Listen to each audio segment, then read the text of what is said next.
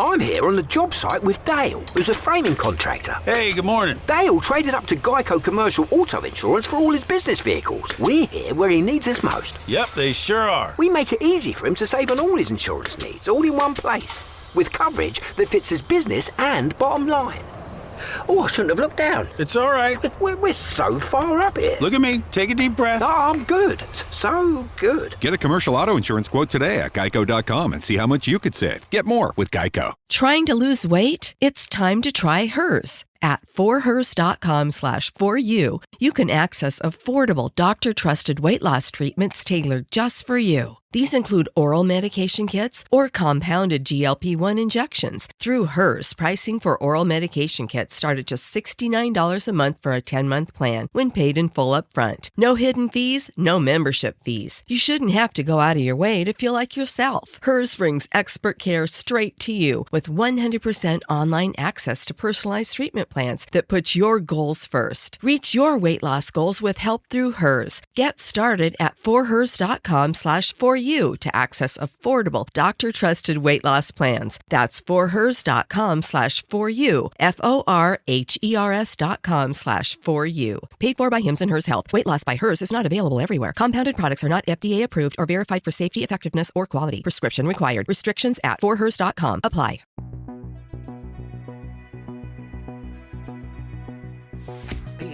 Good morning, Steph and Cass. Good morning. Excited to welcome you both back to another episode of Bariatric Banter Podcast.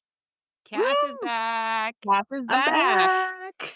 This is our two-part GLP-1 special. We told you we were bringing a guest on for this, someone who's been on it before bariatric surgery, who can answer some of those questions that we had about it. But this is episode, remember, 30-something.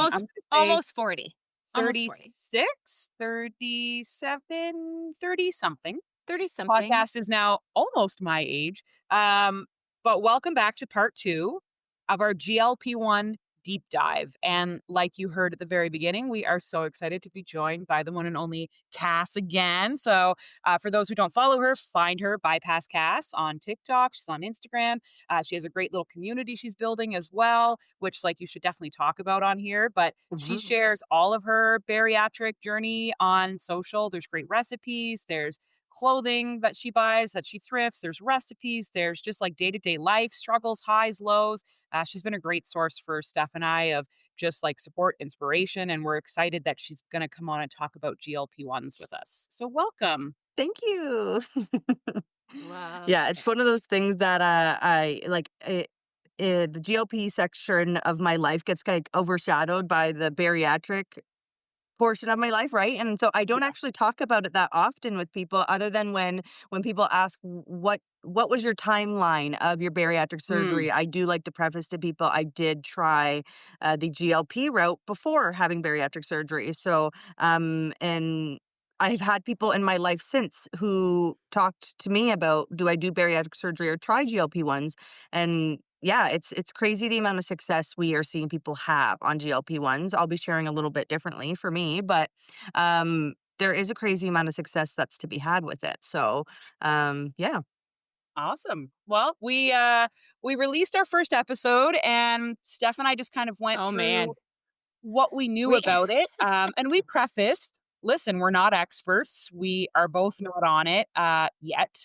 And we had some things. We got some feedback. I would say there were one, maybe two people that maybe weren't thrilled that we were talking about GLP-1s. Not that they were against it. They thought that we were not in support Just of it. say it. They thought we were, what did they? No, I can't remember the word that they thought we were snotty. A bit snotty about GLP-1s. And that was not our intention because, and again, it's Steph and I. If you listen to this podcast, we're going to debate things and we have strong opinions on things, but we always say we're not experts and we're going to go find people who can be experts. And that's why we brought you on. But we just talked about the rise of them. We are not against them. We have both stood on that platform. No judgment. We love that you use them. We are not against them. Some of our concerns were people getting them without having support systems. That's not Mhm. everyone. We weren't saying everyone, but there is a No. growing amount of people that we know in Canada who've been able to Yep. get things without needing blood work or needing a dietitian or even having like a doctor. They do a virtual Clear doc. next steps Yeah. and And we love support. telehealth. Telehealth has been an incredible Oh my innovation. god, Somebody I got have used them. somebody got mad at I me for have this. used I'm Me not too.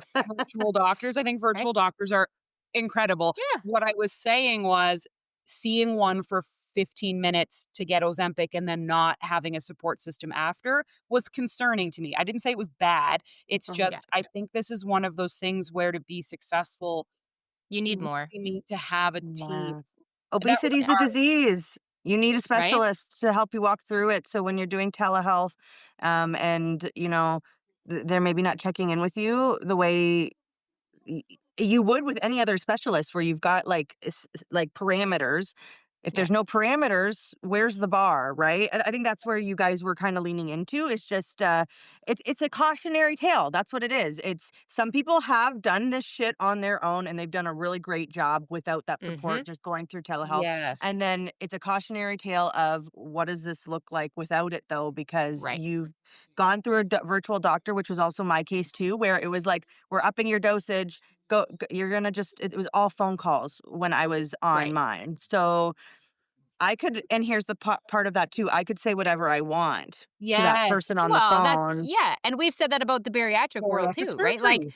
all of our follow-ups are on the phone. And when they say, "What's your Mhm. current weight?" I can make up whatever damn number It's I a want. wonderful I could be one. 125 pounds if I wanted to.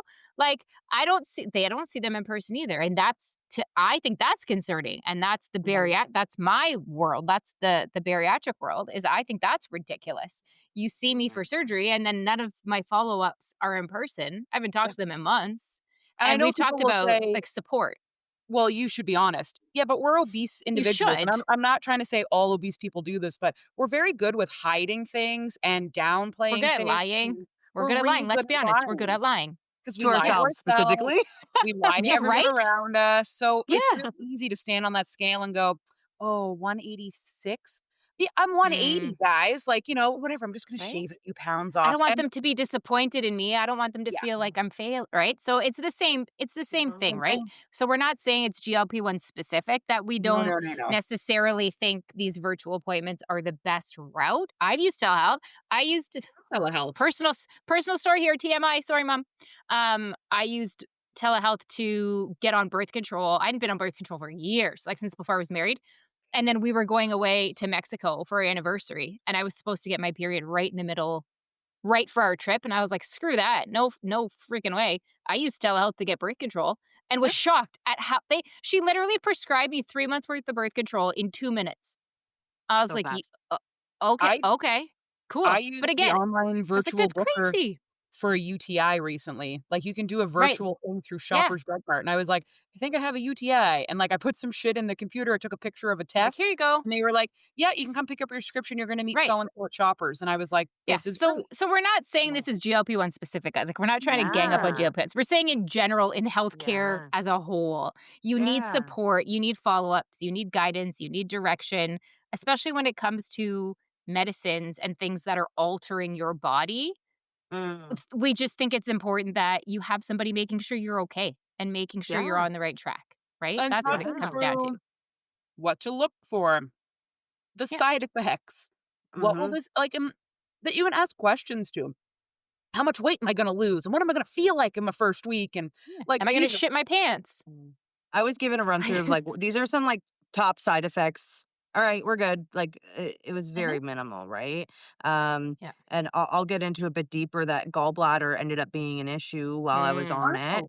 So, and I didn't know that that was connected. I Aw. had no clue for at least 4 of my visits to the ER that that was even connected, and I That's couldn't crazy. the ER didn't connect it either, which is crazy. So Wow. this might help someone too who's experiencing. I'll describe what it's like, but like they wouldn't even know what that looks like when you're having gallbladder attacks. So, and it is No. connected with rapid weight loss. So, yeah. And that's the thing, like, a Yeah. lot of sure, comes on from GLP-1, but is actually a result of your rapid weight loss, Mhm. which can Yeah. happen to us too. Like, there's a lot of people have their gallbladders removed after bariatric surgery. Yeah. It Yep. like, it happens. A It's a lot of common people side effect. You can get Yeah. kidney stones after bariatric Yeah. surgery. You can have issues Acid reflux. yeah, you can have blood sugar issues, you can have blood pressure issues. Like a lot of it Yeah. is the rapid weight loss. So Yeah. sometimes I do think it's a bit unfairly lumped onto GLP-1s, like, GLP-1s cause this.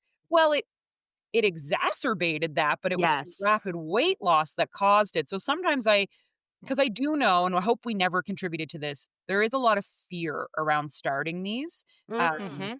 And I think Yep. a lot of it is like, what's going to happen to me? And we'll get into Right. like long term versus short term in a few minutes. But I think also it's things like this, right?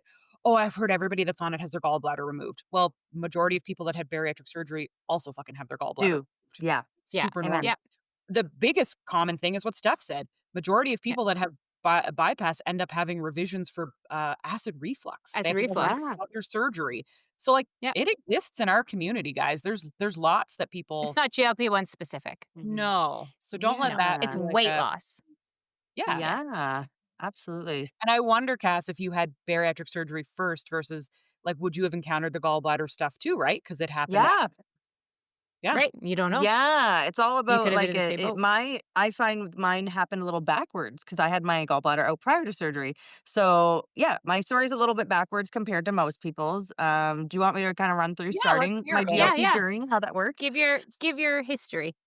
Okay, so when I had a friend who had had bariatric surgery, and I was really tempted to go that route, but at that time, my doctor had referred me to an obesity clinic, and that obesity clinic gave me all my options with bariatric surgery on the table, right? But Mhm. obviously, GLP-1s were right there with it, and said, "Do we want to kind of give this another kick of the can and try the GLP-1s?"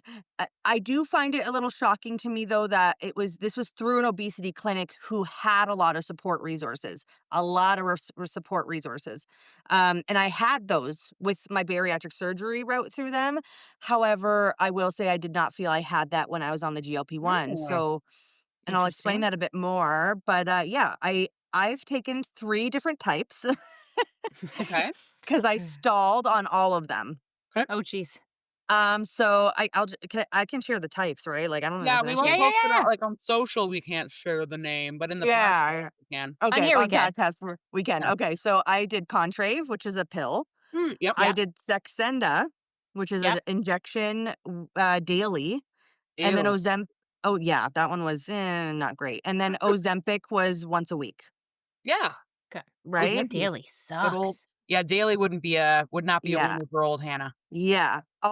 Let's just knock Contrave right off the hop. Did nothing. Didn't feel anything with it. To be just for my body, Is it it similar to metformin?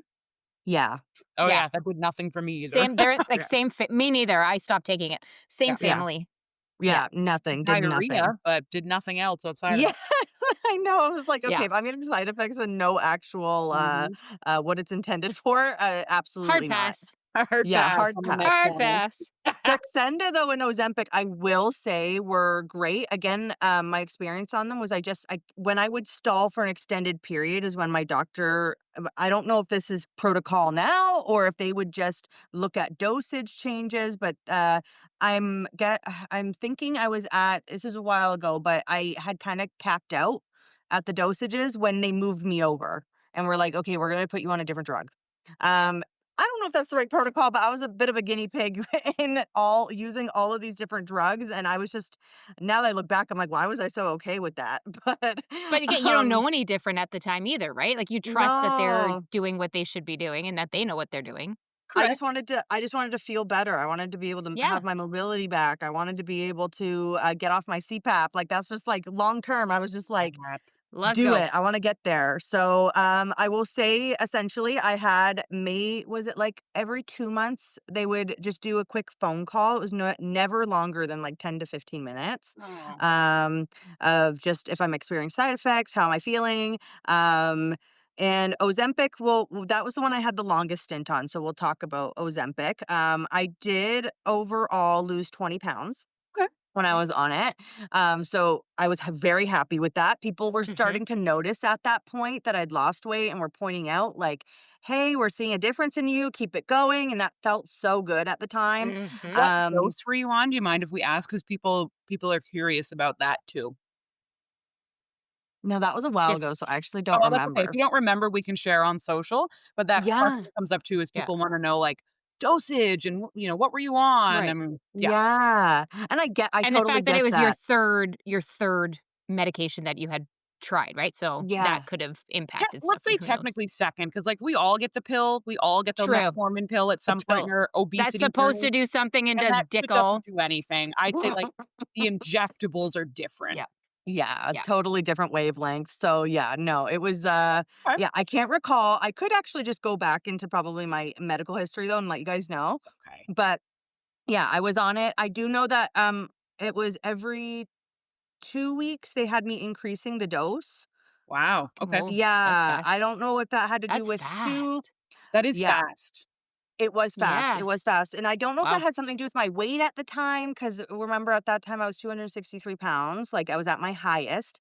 I have no idea if that's a factor, like not a doctor here, but I just did what they told me to do. So I think that did have a factors into the side effects, which are, we all know, like diarrhea. Yep. Yep. Your girl had to Yep. be near a bathroom. And I do recall even work at the time knowing I need to be like in the office near Near a a bathroom. washroom. Because Sit me right Yeah. near the washroom. this would have been pre-COVID, Yeah. right? This would have been like in an office Yes. space. Oh In no. office days. Oh Yeah. God. In There goes office. Cass to the washroom again. Yeah. Yeah. Yeah, like, yeah, That definitely something sucks. going on with her because she's super regular. So, yeah, Oh it was gosh. different. But I think this ties into actually, and is super important, that my diet did not change. Which is a big In thing. terms of supports, I was not seeing a dietitian.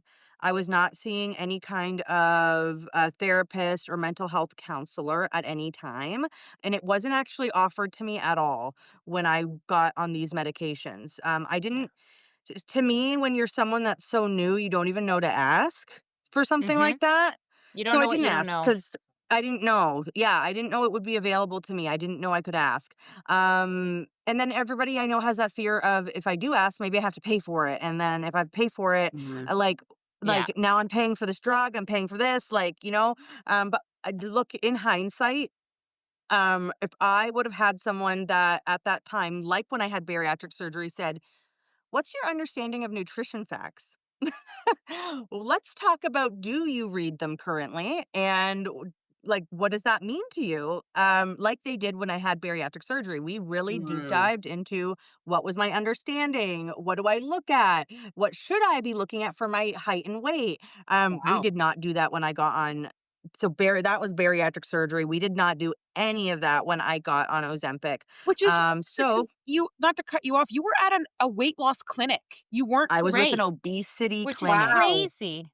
Yes. Wow. That's crazy.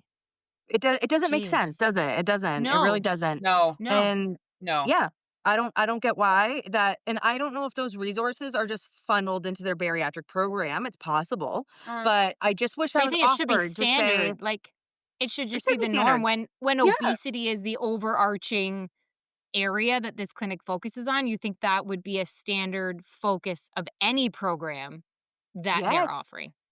I Yeah. Like really it just was just, Even if I it yeah. was was night on and nothing. day. It was night and Right. day. I'm going through the same clinic for my bariatric program and the Ozempic, and I'm like, why Yeah. is it so different with how I'm being handled? I only Right. noticed once they shipped me off to the bariatric side where I was like, this Like is Wow. so what? different. This is There should so be different. foundational things that are standard across the board when you're looking at, Yeah. right? Do you think it was It's because it So was crazy. still too yeah, so my early in eating this? habits didn't change beyond the fact that it was insane, the lack of hunger that I faced, the food Mhm. noise that went I've away. heard this. So yeah, Yeah. it is comparable to how you feel out of surgery for me anyways. It was very comparable once the medication, I'd been taking it long enough to get the full effect. Yeah. Yep. Yeah, my portions, I actually started intentionally making smaller portions because I was wasting so much food. Mm. Right. Because I'd make my usual. Here's the thing too, we didn't talk about portion sizes. So I'd make my usual and I'd get a few bites in, and then this like disinterest just like hits you where you're like, I'm not interested in Yeah, we're eating. I done. don't want to eat. I'm not hungry. Wow. I'm good. So that would happen. So I started reducing my meal sizes. And then, like I Mhm. said, that 20 pounds slowly started to come off. And I really don't really attribute that to changing how I ate at all because I was not checking. I wasn't focusing on protein. There was no meal checking nutrition facts at that time. None of that was happening. However, I had greatly reduced my portions. Okay. And 20 pounds with that came off. Yeah. So, but did experience nausea quite sporadically. I found it was mostly when the increase happened. I would usually have a day where I was more nauseous. And then it would go away. And I only had one day I can recall where I quite literally called into work because I woke up, I had like a sip of coffee or something, instantly felt like I needed to throw up. Ugh, But gross. it was one day out of a whole thing Right. of, like, taking this medication, and it never happened again, so, And feeling um nauseous when you increase a dosage makes sense with any With medication, like, as anything. soon as you change it, right? So that Yeah, I was Yeah. that on makes sense. antibiotics and I was like, the room Yeah, is spinning and I feel like death. right? Like, Yeah. that's But common. yeah, like, the disinterest in not eating anything, like, there's somebody I work with that started Mounjaro, and I've been talking to them, and they were saying the same thing. They're like, we're talking about what they were eating, and they were basically saying that, yeah, like, "Oh, I just don't wanna eat, like, I'm not hungry," and they were so excited, and I was like, "Okay, I get that feeling of not thinking about food for somebody who always thinks about food is phenomenal and so exciting and fantastic." But I said that's also the thing that you have to be careful of is that you are still eating and that you are still getting protein and that you're not going all day not fueling your body because you're so excited by the fact that you don't want to eat, but then people Mhm. don't eat, right? Yeah. And that's where then we see other problems, and I think that's too where some of these side effects that we hear about come into play. It's not necessarily the GLP-1, it's the fact that people aren't fueling their bodies, they're not getting their vitamins, they're not getting their proper nutrition because they're Vitamins. not eating, right? Yeah, and that's so that Yeah. and I agree with you, that's the thing, is, it's the other things that'll come up and, like, there'll be people going, "Oh, yeah, well, if you're not eating, I guess you'll be tired." For me, the bigger red flag that I'm signaling is you're not developing good eating habits, so you're not eating now because you don't feel like eating, and that's awesome. Right. Until that wears Yeah. off and you start binging when you Mhm. or you go back to Right. eating a ton of stuff, like, this is like Right. surgery in my mind, I would think, and Cass, like, tell me if I'm right here. You're gonna have a period of time where you're not hungry, and that's your period to make new choices that you hopefully stick with because eventually this medication tapers off in your system and you'll go back to wanting to eat all the time, but if you took that grace period to make better life Build the choices, foundation. you'll hopefully Yes. feel full when that comes back. But if you're not eating and you're eating once a day, when that noise comes back, you're probably gonna be like, "Fuck it, I'm eating all goddamn You day." can't sustain that. Yeah. Mm-mm. No. It's like No, building it the honestly, it foundation, was right? like Yeah. it's fully a honeymoon period. It's really what it is. Being on the medication was like being on a really nice honeymoon of like, this is great. Like, I have Okay. so much control around food. I've never experienced this before without any of the actual day to day work. What it looks like when you're off the honeymoon. What does that look like? What does Right. it look like when, the hunger is there, your little Yeah. sweet tooth is kicking in, and Yep. um, you're not one thing I just found so great about the bariatric program was just even understanding we just talked about consistency with meals. That is so integral. I've even noticed with myself the days that I am ravenous and not in control of myself are the days that I did not prioritize consistent eating. Yeah. So I Mhm. skipped my breakfast, I Mhm. skipped a snack, I skipped I'm or I had a starving. really, really late lunch, Ooh, and like, then by yeah, dinner time, it's getting hot in here. Hannah. Is somebody looking at Hannah. me right now? yeah. The day that Hannah. I had a blood sugar attack, and the day that I had a blood sugar attack, I had not eaten for most of the day, and I had the Mm. nerve to tell Steph, "I don't fucking know where this came from.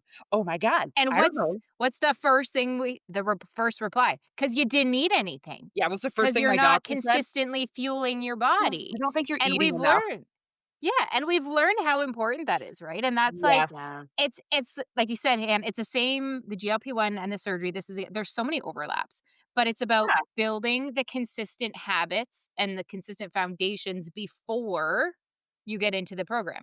And I know like Yeah. I'm people talking about, well, like you had 11 months before your surgery, like what the heck? Like what did you do? Why da da da da da?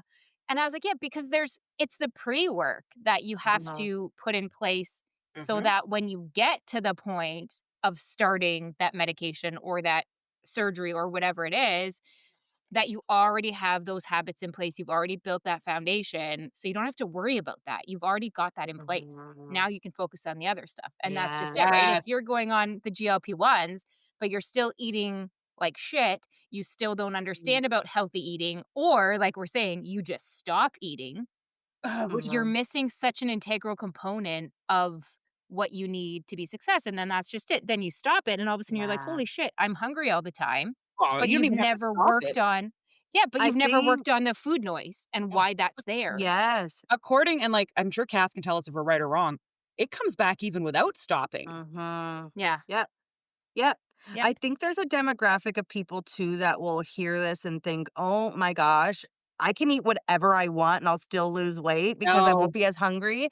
Right. You're no. woefully missing the point here, which is You're that still putting shit in your body.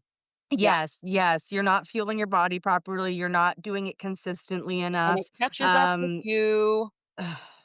Okay, it's And I like think people being that's a like, good, I can smoke because I haven't gotten lung cancer yet. So like no one in right? my family, they'd all be mhm, fine. Shit catches up with you. And yes. I will be honest and fuck, okay, I did not want to have this conversation. No, it catches up with you. I've not Vulnerable. got the It's best fine. eating habits this year just due to not feeling the best. And okay, so after pneumonia, I got to kind of have a free pass to eat whatever I wanted because everything was so low. I had gone 2 weeks with nothing because I couldn't. I physically, my body was just shutting down. So they were like, "You want to have a donut? You want to have some chips? Like, you want to have? Can you have some high fat?" Because like at that point, they were like, "Please just get her something high calorie," because they Mhm, would give me the food trays, and I'd go, I can't eat No all thanks. this. I'm a beriatric patient with like super restriction because I'm sick. And they were like, try some sandwich. And I was like, I can't. The bread's fucking killing me. So they would sneak me in like, do you want a cookie? Would you like some chips? And I, mhm, okay, okay, You I want can some eat pudding? this. And then it kind of just went downhill from there. right. Or like I reintroduced sugar into my diet, which I probably shouldn't have.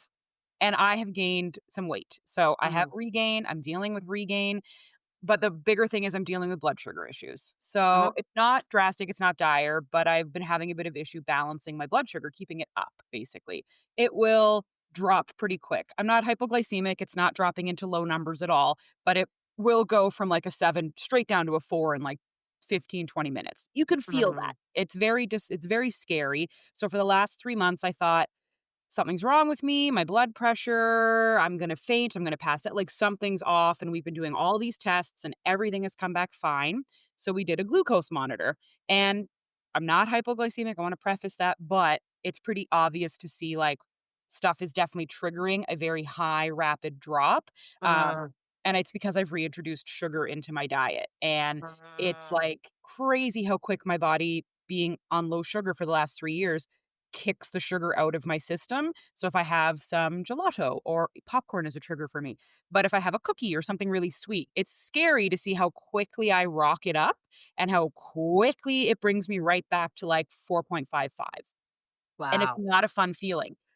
So, with all that being said, I've gained weight because of this, because I can't figure out how to balance my blood sugar and I overate. I started overeating because I was like, I need to see it up high, so it's not down low and crashing. I need it to be, and I over course corrected. I have since gained 12 and a half pounds. And for a bariatric patient, that's a lot of weight to gain. Um, I am going to be starting Ozempic. Not for weight loss. Like, it will be for weight loss, don't get me wrong. I need to lose those 12 pounds. Those need to go. But the doctor is putting me on it for blood sugar specifically. Mm, He said most people use it for high blood sugar. It should, in theory, regulate that stuff does not shoot out of my body so quick. His speculation is that the high sugar and other stuff I'm eating is dumping. And it's called mm, dumping when we're this far out of surgery, which happens 1 to 2 hours after eating, which is mm, why I'm not seeing. Usually, reactive hypoglycemia is within 30 minutes of eating a meal. You go straight down. And that's not me. I go up, but then eventually there comes a point 1 to 2 hours after eating where it goes back down we go. uh, He thinks it's delayed dumping, and a GLP-1, from what he has explained, slows your digestion. So it holds the food in your stomach extra long, and it mhm, kind of suppresses insulin and slowly breaks down your food so that you feel full longer. You don't want to eat because it's not moving through your system. So his theory is if you go on this, you probably will be more stable and won't be feeling the highs and the lows as much. But then he said, you need to eat. consistently, 6 times a day. You need to be watching what you're eating. You need to get back into tracking what you're eating. And then he said, you need carbs. You need to start eating carbs. I don't want you to go crazy, he said, but you are not eating enough carbs. And how are you going to balance? Protein is not going to balance your sugar. Sugar can't balance itself. You need carbs to stabilize what you're eating. So I would love to know. Like, I just need to know, like, what am I getting into? I will say I'm scared, guys. Yeah. I'm really anxious to take this. I'm anxious because I've had such bad health anxiety this year. I'm anxious that I'll go on it and have like low blood sugar the whole time. I'm anxious that I don't like injecting myself and I'll faint because I faint at the sight of blood. I get really lightheaded The getting my fucking injections are so as somebody who I can talk to you about injecting yourself. So I did fertility treatments for a year and a half. And started on a pill, which I was like, "Oh, yes," because I was the biggest needle phobe in I'm the so world. scared. Like I'm not even kidding. I used to have multiple people hold me down for an injection, like multiple people for an injection, blood work. I would have like the biggest panic attacks for weeks leading up to it. I have to get it It done at home. was, I can't yeah, go to it get it was done. I have to insane. do it And here. so when we started fertility treatments, and then we got to the point where, first of all, I had to go for blood work like multiple times a week. And I said to them, like, I can't do this. Nope, I'm out. I can't. He's like, Steph. I was like, I can't do this. And I would be like crying and shaking. And I was the person that would sit there and be like, just wait a minute, just wait a minute, just wait a minute. I'm not ready. Just wait a minute, Yeah. just wait a minute. And then when they said you have to go to injections, like I lost. I was bawling, and she's like, she's like, I know it's hard to deal with the fact that you've got to this point. I'm like, no, it's the needle. I don't care that I'm doing. It's the needle. Honest to God, it's so insanely small. Now I still physically couldn't do it to myself. I just couldn't physically bring my arm to my body to do it myself. I would have to have somebody else do it. But literally, it became like a joke. It was like, who wants to give Steph her injection today? Because I'd be in public sometimes, right? So like my dad did it. My sister. I remember one day we were at one of the German club we belonged to, and I was like, oh shit, I got to take my injection. And I said something about like, who wants to do it? And I remember my sister-in-law being like, can I do it? Can I do it? Can I? And I was like, yeah. And she like, her eyes bugged out. She was so excited to be able to do this. But as somebody else had to do it, but honest to God, didn't feel a thing. It Okay. became so nonchalant, not a big deal. I could do it. It's so Not even, like, shallow. I mean, I've it's had to so, do the so, finger so pricks tiny. recently, and I got No, used to finger that. pricks are worse. Yeah, I Finger hate pricks that. are way That makes worse me than queasy, these. but I've gotten used to No. it. I do it like If a you can champ, do a finger and then I prick, do if this, you can do a okay? finger prick It'll be and you fine. can do a glucose monitor, you Okay. will have Fine. zero issues with this. Zero. My pharmacist, like, I loved how she handled when she saw that I was my first time taking it. She took me Yeah. to a private room, showed me Oh, Yeah. wow. recommended injection sites.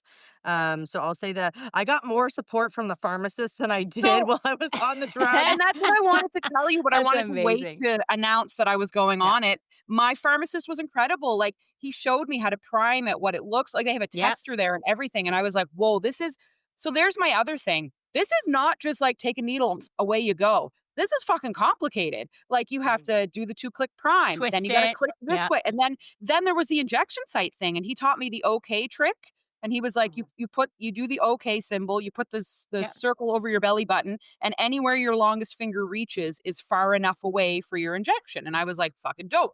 I wouldn't have known this No. if no Below one your told belly me button, this. for me, I found was best. I remember the first day Devin gave me the fertility injection. He did it above the belly button, and it was so excruciating.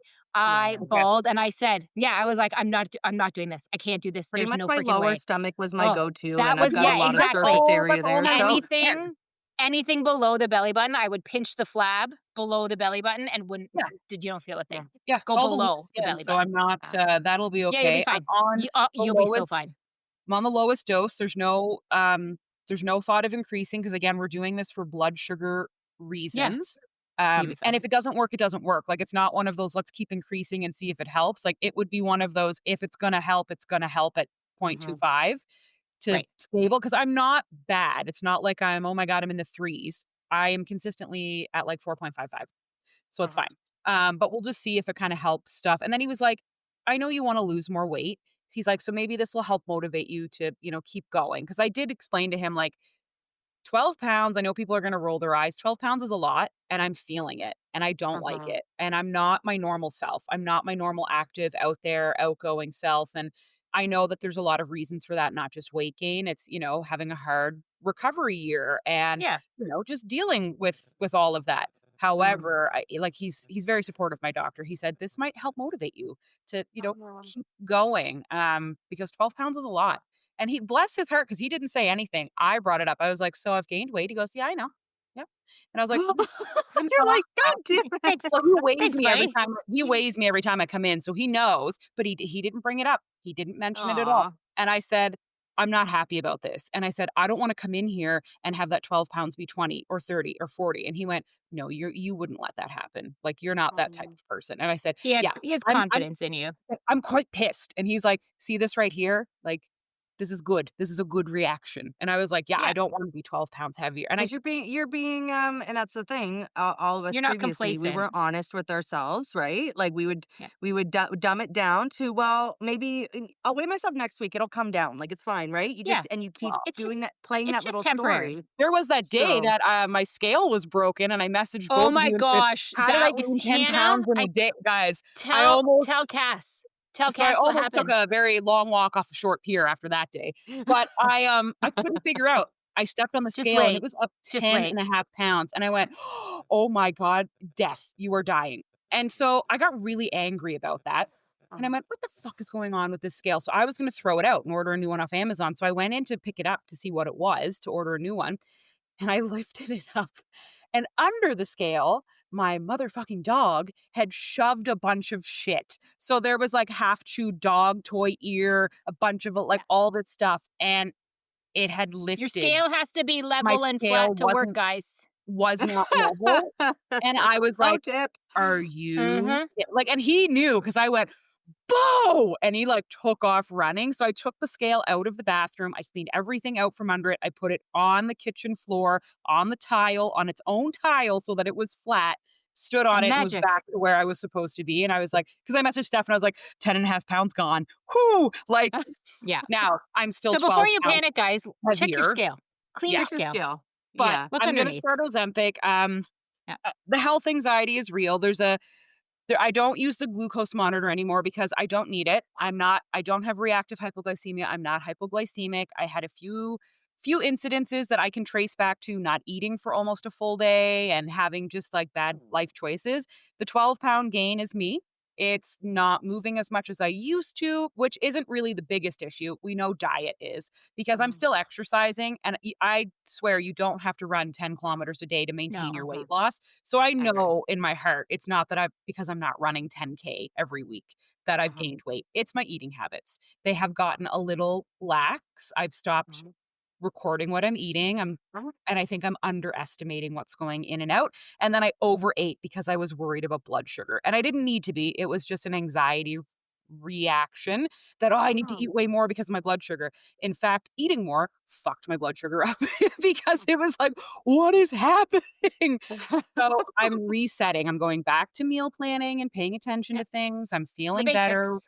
We're walking, because I'm going to slowly reintroduce running, because running makes you hungry, makes you furiously hungry. So I was like, maybe we should pause for a bit till we get the Ozempic and the eating, and then you won't feel as bad about eating more. Because like when I Uh-huh. run, I have to eat more. I can't sustain Yeah. Yeah. running 5 to 10K on my bariatric diet alone. It just isn't working. So I'm walking. We do Bo and I do 6K a day, and it's awesome. But we Uh-huh. split it, little Bobo.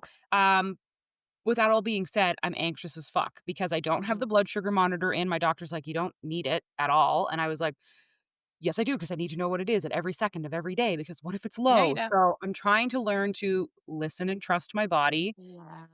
I'm worried to take Ozempic that, like, what if I take it and my blood sugar drops? That is not Uh-huh. a known issue. That is not a known complication. That is literally not what it does. It does not Yeah. lower blood sugar. What it does is stabilizes it by slowing digestion. I know Yeah. this. I can repeat that to myself, but there's still a voice in my head that goes, "You're gonna take it and your blood sugar is gonna fucking drop." So I'm trying Yeah. to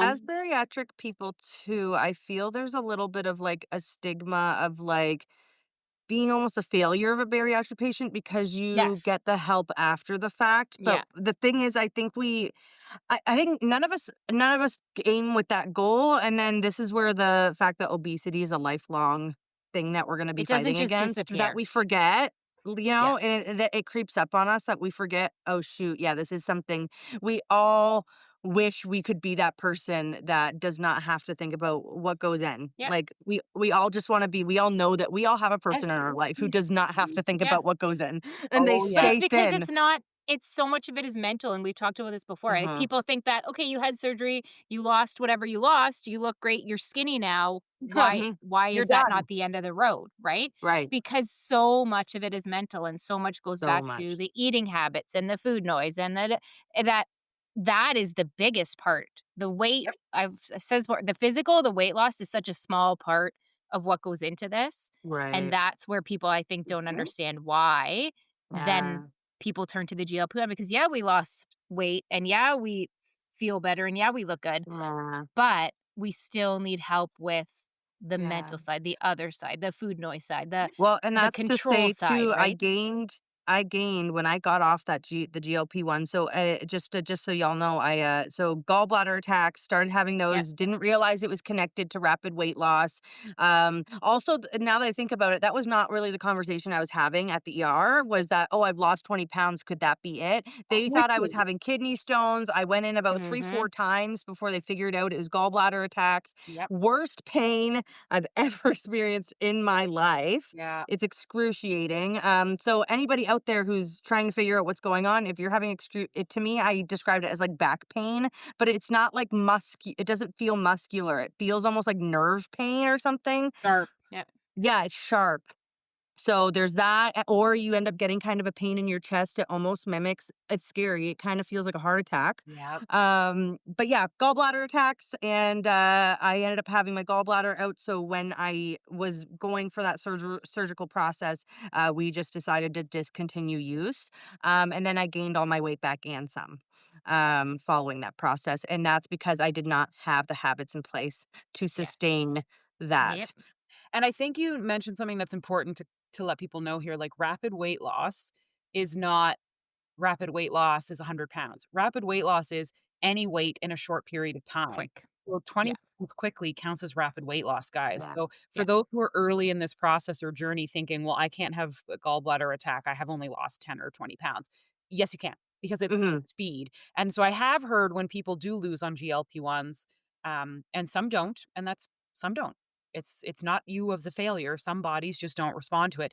I've Hmm. heard people lose rapidly at the beginning, Mhm. almost like surgery, and then taper off. But I've seen people say like 20, 30 pounds in like a month. And I'm, Yeah. Yeah. whoa, that is. Which is Yeah. crazy. But then I realized, like, they are not bariatric patients. They are Yeah. people who are starting weight loss and have stopped eating like they used to eat. So, Mhm. okay, that Yeah. does make sense, right? Like, it's not the drug that is shedding the weight. It's the not eating. No. That is Yeah. the weight loss. It's what comes with the drug. Yeah. And I Any think quick weight. a few things can exist at the same time too, right? Like we've seen some incredible, incredible creators show they doing the lifestyle changes, Yep. maintaining it on a GLP. Incredible. I can't share that was my experience because I didn't figure out the nutrition piece, which was huge. Yep. But then also, like, I'll just share my dad. My dad's lost Yeah. about 80 pounds on Ozempic, and he's maintaining it, and he's way more fit than he used to be. He goes and does all the, what is that called? He's a CrossFitter now. Good for Love it. him. That's Yeah, he's amazing. doing all the CrossFit stuff. So it's just and I'd actually say genetically the weight comes from his side of the family. So he's always, my dad, the biggest I remember him being as a kid was about 300 pounds. Like he was a Wow. big guy, and he's at only 5'10". He's not a tall man. So and now he's at a healthier range where he's probably like 230, I think. He's around That's awesome. 220. So yeah, That's awesome. he's very active now. And again, it's just I see him too. He's on the right path with the nutrition piece. Good. So I wouldn't say he's completely got it figured out, but he's on the right path for being a man that's on Ozempic, and it's really working for him. And a lot of weight has Nice. come off, and he's sustaining it. at this moment in time. So I think mine was not such a happy news story about it, but I think there is to say some people do well without the support, but I desperately wish I had it so I could have maintained, and maybe I wouldn't have been a Yep. bariatric patient should it have been different. Yeah. And even if you I don't yeah. necessarily need it, just Mhm. having it there so that you can leverage it, you can use it. The fact that, like, having it offered, having it be part of the program, having it be part of the foundation so Mhm. that you can lean on it and leverage it when you need it. And if you're sustaining and you're good, awesome, amazing. But if something happens, you can go back to it. So at least Yeah. I think that, Yeah. like you said, at least if you would have even had it available to access would have been And I'd love to Yeah. see it huge, become a right? bigger part of the bariatric program, like, Oh, even just yeah. Mhm. having, like, an info session on, because I do feel like a failure. I do feel like, how am I not doing everything I used to do in the first year? Like, how did I let it get to this point? Like, why do I need to go on this? But then I realized, like, maybe we're custom built for it because I have the diet stuff down. I know the exercise routine. I know how to eat well and I know how to balance my meals now. Like, I'll probably be successful with this because I have that background and that training and Mhm. I know what to do with it. But like, a lot of bariatric Yep. people are on it a lot. And I Mhm. don't think there's anything wrong with that. I think it's a wonder drug, a miracle that helps people. Mhm. Surgery can get you so far, but Mhm. I think it's, in the nicest way, rare that we see people who've hit their absolute lowest goal weight. There are bariatric influencers who have, but I find most end up getting to a place where they're like, "Oh, I'm happy here." It's not the Mhm. goal weight necessarily, but like they're fine. And then they adopt GLP-1s when like food noise comes back in or other things happen. And that Yeah. helps them get to that actual goal weight that they were looking for. Yeah. And I don't think there's anything wrong with that because I I see it. don't I'm trying to anyway, see it as like a safety net for myself. I guess maybe safety net's not the right word, but like, Mm. I know I'm not giving into my bad habits. Like, I know I've still adopted a really good lifestyle, but the food noise is still there. And when things get stressful, or for example, when I think I'm sick, there's this tendency to like throw that out the window because I have to focus on a medical thing and overeat because of low blood sugar, which, wasn't a thing. But with this, it's almost going to be there to be like, I know that you're dealing with a chronic lifelong addiction, and I'm going to Mhm. help you not have that addiction noise Uh-huh. so that it doesn't come back. Because there will be times where you get sick, a family member Mhm. gets sick, there's a death in the family, you lose your Uh-huh. job. There's going to be life stressors that happen. And again, we're Yep. women. We're women Uh-huh. about to hit menopause. Hopefully not for many more years because we're not that fucking old. But still, we're women about to go through like a huge change in our body. And I think that's the other difference is women are continuously changing, either giving birth to children for the first time, perimenopause or menopause.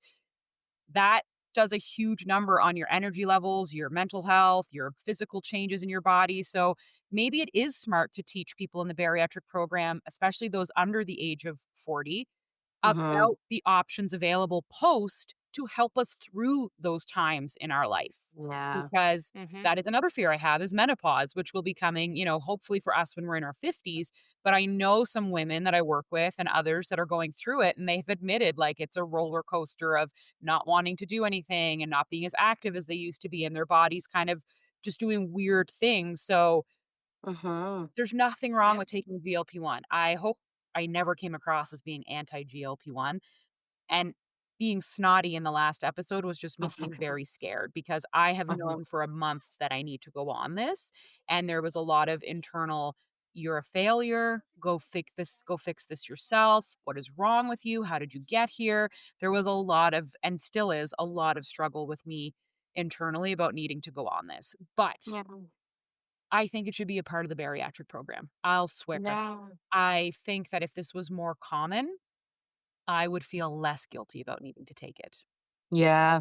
Yeah, we Yeah. don't hear about it we don't hear about it enough, and I fully admit that, because of the lack of support and just me not being I think that that's what I appreciate you so much about you, Hannah, right now, is that you just wanna feel educated before taking something, and education is power while you're on it, and I did not have that education, and guess what? It was a Band-Aid. it was a Band-Aid Yeah, over the overall exactly. problem, and it was just hiding under the surface the whole time, you know? So if we're not addressing the roots and you're being honest with yourself and you're able to look internally as to what are the things I need to do, and then how does this help broach that, that is perfect where I did not. I And it must stayed have been exactly the same. terrifying for you to Mm. go through the gallbladder attack and not understand that it was related What to the the heck is going medicine. on? Not that it would have made it less painful, Yeah. but there would have been a comfort in you being able to go, "Oh, it's related to my Connect them. injection.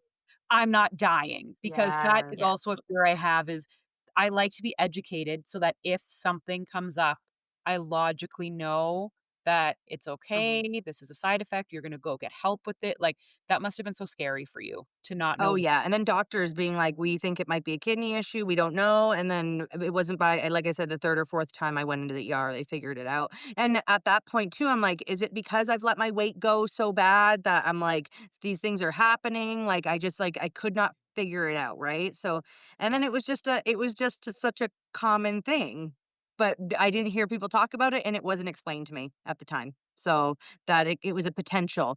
I do find even when I remember actually even the bariatric program when they talked about gallbladder attacks, they didn't describe what it feels like. They just said, "Oh, No. gallbladder No. attacks. Next slide." Yeah. They just Oh, say possible side effect, but yeah, no but idea what it is. Yeah. no. Yeah. It's They just also do answers, a right? Just having answers to they things. do a Yeah. bad job of also explaining that just because you don't have it in your first year doesn't mean it's not gonna happen. Like, they do a Right. really bad job explaining that a lot of us develop things 2 or 3 years post-op. Like, I had to learn on my Yeah. own that reactive hypoglycemia is a super prevalent common reaction at the 3-year mark after bariatric surgery. I'm That, like, starting to hear that a lot. 30% of us Yeah. develop reactive hypoglycemia that long after bariatric surgery. So Yeah. that's the other thing that's like, maybe talk about options for us because we all won't have side effects in the first year. We can Mhm. develop things later in the journey. Yeah. So, but Absolutely. I will end it because we went a bit over, but this was a great topic. And Cass, we absolutely love having you on, and we're going to have you on again. But I think we'll Oh just gosh, end yeah. with everybody's very quick thoughts on GLP-1s, whether it's Ozempic, Mounjaro, the other ones, I can't think of their name. I just like Ozempic. It's easy to Whatever they remember.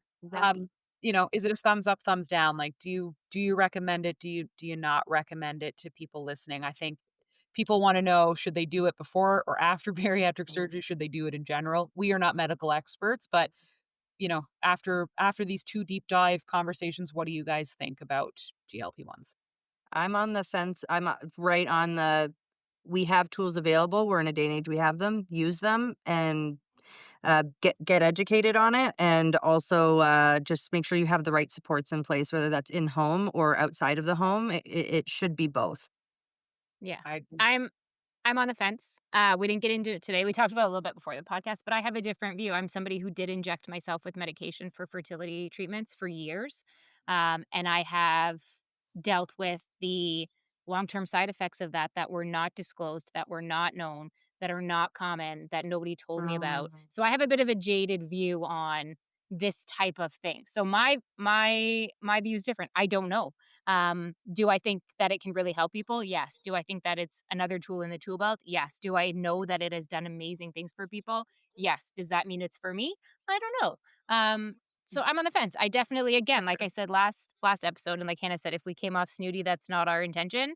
I have no judgment on anybody who does it. If it works for you, I am super pumped for you and super happy for you and proud of you for doing what you need to do to look after yourself. Mm-hmm. Um, but I'm on the fence. Hmm. I Sure. think I'm leaning towards for it, but on the fence. If I ever come across as judgmental or snotty, just know it's my own insecurities and fears coming through. I think that it's an amazing tool. I think it should be talked about in the bariatric program. I think it should be discussed because I do think a lot of us end up going on it at the end. Hmm. I am scared to take it because I hate feeling ill. So I don't want any negative side effects. And I wanted to live a life where I wasn't on medication. But I think that that's, wishful thinking. I think medication is very good for a lot of people. So I think I'm leaning towards, yeah, I think it's good. Do you take it before or after? Do whatever is best for you. I don't think that one is better than the other. I don't think bariatric's the gold standard and Ozempic isn't. I think if you don't have the support in place, like Cass said, bariatric should have that support in place. So maybe do that first and then look at Ozempic. Both have side effects, both have long-term side effects, that's for sure. So do, I think, what is best for you, but I'd say do it, but make sure at a minimum, if you're not a bariatric patient, you have a therapist, a doctor, and a dietitian. And I know people will say that's so privileged and how, we don't have access to that. But even if it's one session to just get a meal plan or something in place, don't leave it up to the internet, because I think there's a lot of misinformation on the internet where people are going to tell you they barely eat or they eat once a day. Yeah. A good friend of mine wants to start it and reached out and said, "What are your thoughts on it?" And I was very supportive about taking it because I know I'll be taking it. And she said, "Well, I work with someone and she only eats once a day. And I don't want to do that. And that scares me and that terrifies me and that feels like an eating disorder." And I think there's a lot of people out there who feel that that's normal. So get a dietitian who can actually walk you through a Ozempic or GLP-1 dietitian Yeah. that can walk you through what it should look like. And then please, whether that's virtual or in person, see a doctor often, maybe get some blood work done, make sure you're on vitamins and minerals, like do everything we do as a bariatric patient while you're on Ozempic. And I think that will help you be really successful with it. But I'll document my journey on it. By the time this episode comes out, I will have already started it. I'm hoping for a smooth process that gives me some peace and not anxiety, and maybe gets me back to feeling like my old self. So on the fence, but leaning towards, yeah, I think it's beneficial to a lot. Mm-hmm. Love it. Awesome. Well, like always, thank you both for joining us on this episode of Bariatric Banter Podcast. We'll see everybody next week with another great episode, and let us know what you thought about our GLP-1 deep dive, and if you agree, disagree, if you're on it, if you're not on it. And thank you, Cass. We love having you here. Yes. Thanks for coming back. And if people want to join your community, what is the name of it? How do they get involved? Okay, so I did start a private group. We all have struggled with I think the Facebook group's available to us. So yeah. I certainly have. What? Look, being terrible. And like at the end of the day, nobody on there is a doctor. I have actually had someone who reached out, and I'll give a little shout out to Rachel here. If you want, her name is Rachel. I think it's Rachel 2.0 on Instagram. I'll confirm that with you Okay. guys. You guys should follow her. She's excellent, but she she has gotten a bunch of certificates and stuff, and she said she wants to participate in the group more. Amazing. So Whoa. yeah, she's great and she's really wonderful to talk to, and she's Canadian. We love that. Hey, So love it. yeah, we love that. So the Bloom Room, I just created a space where I wanted people to find and be able to find the niches they need help with. That's more organized. It's I did it on the platform Discord. And yeah, so you can find everything you need from maybe you're someone who's more into strength training. Maybe that's not your jam and you like cardio. I'm trying to encourage people too. You see a flyer deal and you want people to know about it, share it there. I'm also not going to block people from sharing a coupon code because I'm sorry, I want to save money too. Heck yeah. I don't care please. who's Yes, getting a commission please. for it. I want to save money. So Yeah. share I'm cheap share as your codes, self-promote. I'm fine with that. And then also there's just such a lack of like finding other people that are on a sober journey or finding other people that are struggling with mental health. So I find when we can connect with people that are on the same wavelength as us, whether you want to do that on Discord or you want to take it off, I don't care. I just want us to be able to connect because that's a power that we all have. So I love yep, the it. Bloom Room, I have access to it. If anybody wants to find me online, you send me a DM. I'll make sure you get 1 year free access. Oh, Otherwise, it is also available on all my links, and it'll hook you up for it's $5 a month. I love it. But I will hook anybody Amazing. up who reaches out to me directly with a 1 year free access because I want you to get a feel for if it's the right space for you. Yeah, I love I it. love The it. Bloom Room. Head over to Cass's Instagram or TikTok to find the links. Steph and I are in there, so maybe we'll have a bariatric little side channel if you want to talk about the podcast. But let's get a Yeah. GLP-1 convo going, guys, because I need support. I need to start feeling good about this choice. So thank you for joining us, Cass. We love having you here. And the Bloom Room is a wonderful community that we're really excited to get more people into. So thanks Mhm. for joining us on this long episode, guys. It's like the old days. Welcome to the 60-minute club. We will be back next week with some more episodes. Reach out to us. Let us know what you want to hear. We love all of our listeners. Thank you for following us. And like always, thank you, Steph and Cass, for being here with me. Thanks, Everyone have a great ladies. day. Bye.